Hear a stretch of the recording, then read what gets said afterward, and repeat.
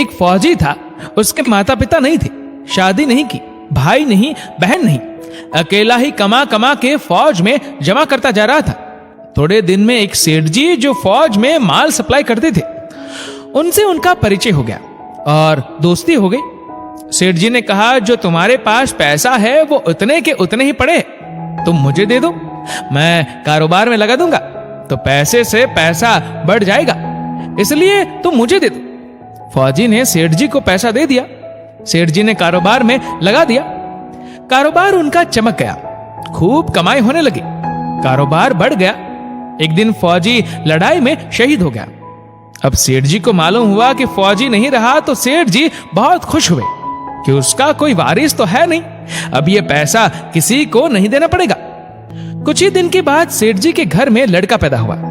तब सेठ जी और खुश कि भगवान की बड़ी दया है, खूब पैसा भी हो गया, कारोबार भी हो गया, लड़का भी हो गया, लेने वाला भी मर गया।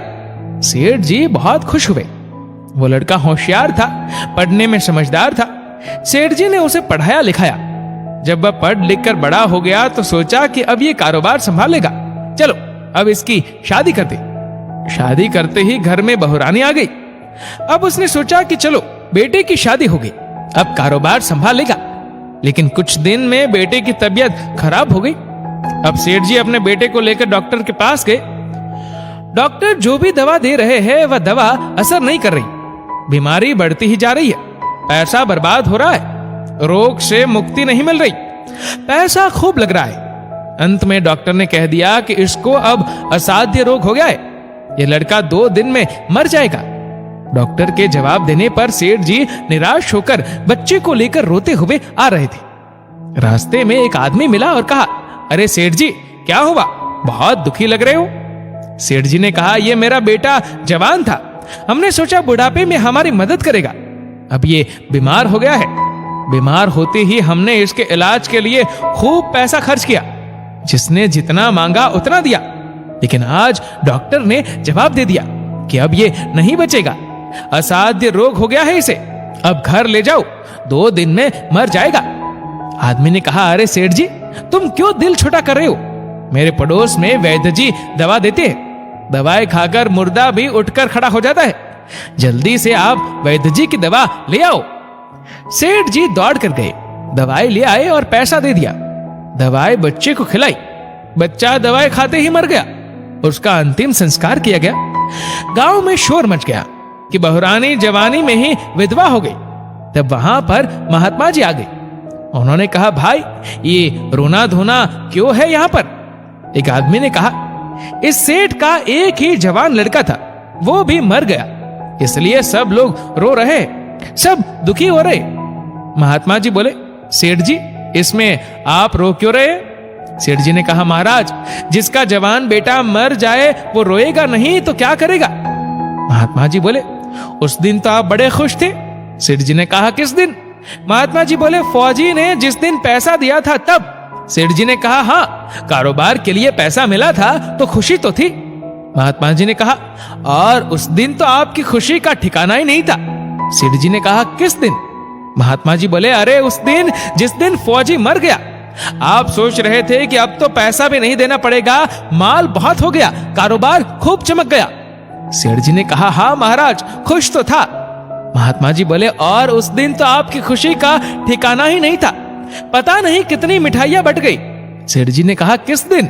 महात्मा जी बोले, अरे जिस दिन लड़का पैदा हुआ था तब। सेठ जी ने कहा, महाराज लड़का पैदा होता है तो सब खुश होते हैं, मैं भी हो गया, तो इसमें मैंने कौन सा गलत कार्य किया।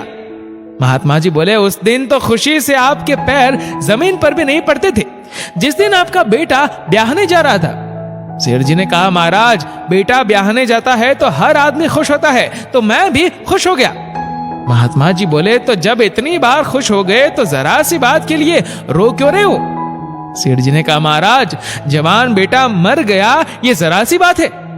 महात्मा जी बोले, अरे सेठ जी वही फौजी पैसा लेने के लिए बेटा बनकर आया था, पढ़ने में, लिखने में, खाने में, पहनने में जितना लगाना था लगाया, शादी ब्याह में सब लग गया, और ब्याज दर ब्याज लगाकर डॉक्टरों को दिलवा दिया। अब जब 2 आने पैसे बच गए वो भी वैद्य जी को दिलवा दिए। और दवाई खाकर आपका बेटा भगवान के पास चला गया। अब कर्मों का लेना देना पूरा हुआ। सेठ जी ने कहा, हमारे साथ तो कर्मों का लेन देन था, चलो हमारे साथ तो जो हुआ सो हुआ, लेकिन वो जवान बहुरानी घर में रो रही है, जवानी में उसको धोखा देकर विधवा बनाकर चला गया, उसका क्या जुर्म था कि उसके साथ ऐसा गुनाह किया। महात्मा जी बोले, जब फौजी हमारे देश के लिए शहीद हो सकता है, हमारे देश के हर एक परिवार के लिए जब शहीद हो सकता है, तो आपका बेटा तो सिर्फ आपके परिवार को ही छोड़कर गया है। पूरे देश के परिवारों का क्या जिसके लिए वह फौजी शहीद हुआ था। फौजी के सामने तो आपका बेटा कुछ भी नहीं है। ये कहानी इस देश के हर नागरिक की है। जो हमने बोया था वही हमें मिल रहा है, इसलिए किसी को दोष मत देना, हमारा ही स्वयं का दोष है। इंद्रियों की हर क्रिया में और मन के विकल्पों के बहते प्रवाह के काल में उसके मात्र ज्ञाता दृष्टा रहकर अपने स्वभाव में रहने का पुरुषार्थ करना ही हमारा एकमात्र कर्तव्य है। आगम, वेद, शास्त्र एवं पुराणों के साथ साथ सभी साधु संतों का कहना है कि यह संसार कर्मों का लेखा जोखा है। इसमें जो जीव आत्मा के स्वयं के स्वरूप स्वभाव को जान लेगा, वह समझदारी से भव सागर पार हो जाएगा। दोस्तों, इस वीडियो को लेकर आपकी क्या राय है, नीचे कमेंट करके जरूर बताएगा। और अगर आपको वीडियो अच्छा लगा हो तो इस वीडियो को लाइक करेगा, शेयर करेगा ज्यादा से ज्यादा लोगों तक। और ऐसे ही और भी इंस्पिरेशनल वीडियोस के लिए सब्सक्राइब करें हमारे यूट्यूब चैनल को और फेसबुक पर फॉलो करें हमारे पेज को। धन्यवाद।